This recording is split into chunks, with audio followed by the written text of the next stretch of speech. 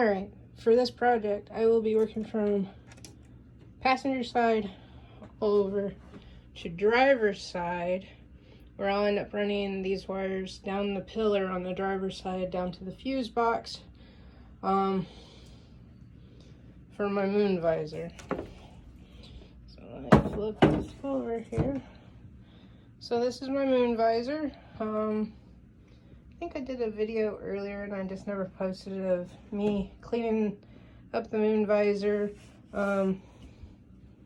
painting it, and then what I ended up doing was I removed all of the old light bulbs and I replaced them with clear LED lights. So all you had to do was drill these out to the size of these LED button lights, and then you push them in and snap them in.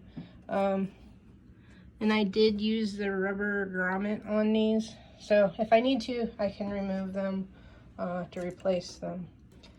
And what I'm going to do with these is I am going to solder the ends on these to one main feed wire. And what I'll do is for these middle ones and the end one here, I will remove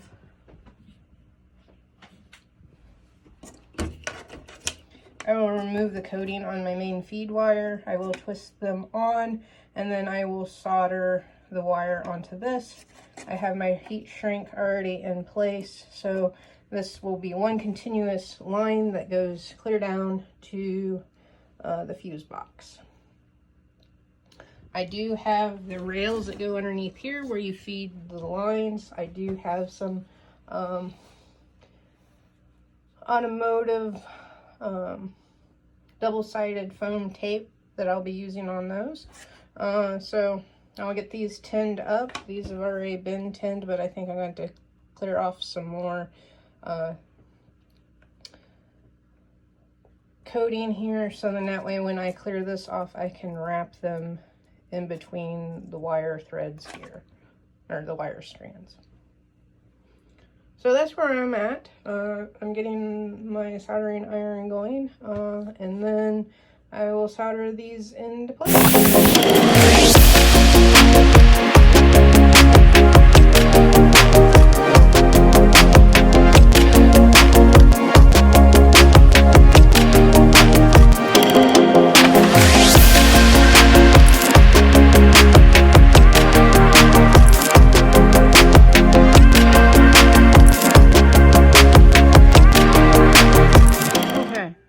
This first one soldered together. That was kind of a pain in the tuchus. I do have a good connection here. It's not going to come apart. I'm used to using a soldering iron, and for this project I am using a soldering gun. Soldering irons are much easier in my opinion because I've done a lot of soldering work when I was in college as a part-time job. So yeah, I can say soldering guns are much more a pain in the tuchus. I mean, they're nice because you can just leave them set because, well, they're not a constant heat until you pull the trigger. But anyway, so that is together. So now what I will do here is pull my heat shrink down. I'm trying to do this one-handed. I will cover, we'll zoom in here.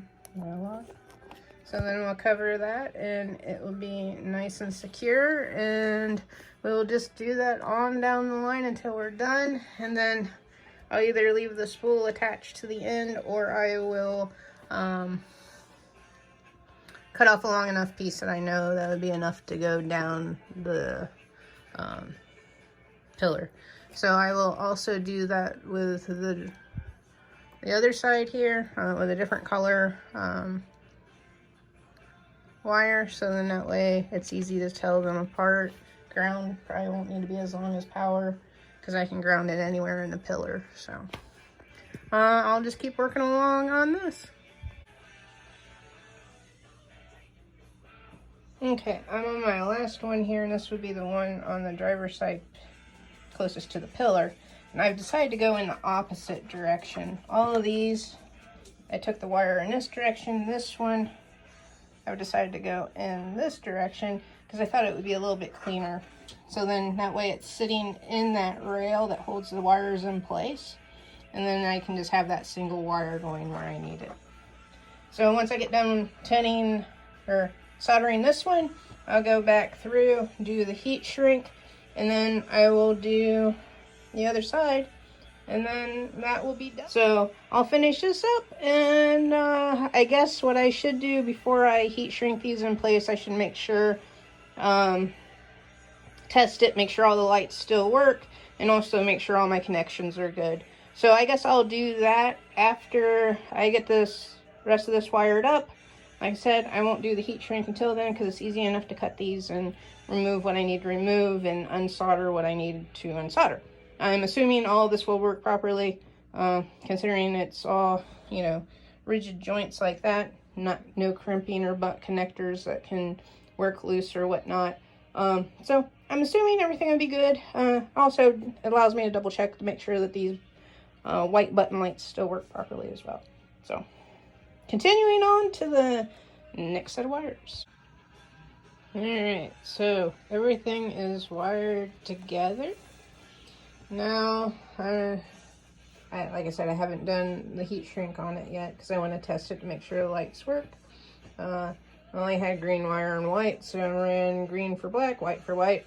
I think I'm just going to take off spool off a bunch here, so then that way I have it, I know it's long enough, and that way I can cut it, and then I can test these lights and make sure they still work.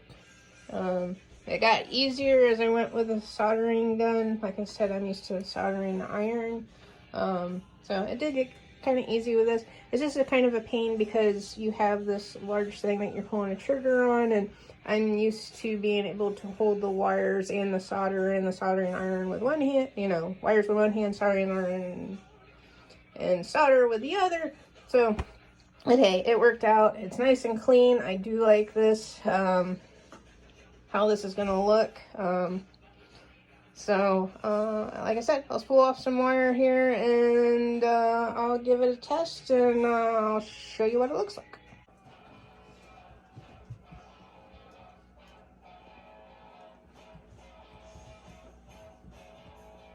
Alright, there we have it. All the lights work. All wired up nice and tight.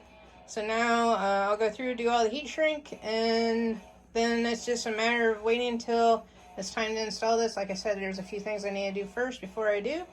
And we'll see what it looks like. I kind of taped it up on the roof of the S10 the other day, and the rims that are on the Corvette rims do not do this moon visor justice, so I'll probably be switching those out sometime in the future once I find ones that I want and catches my eye and doesn't cost a small fortune. So there you go. Moon visor all wired up, ready to go. LED button lights, replacing the old small stock lights. Easy project, another one in the books.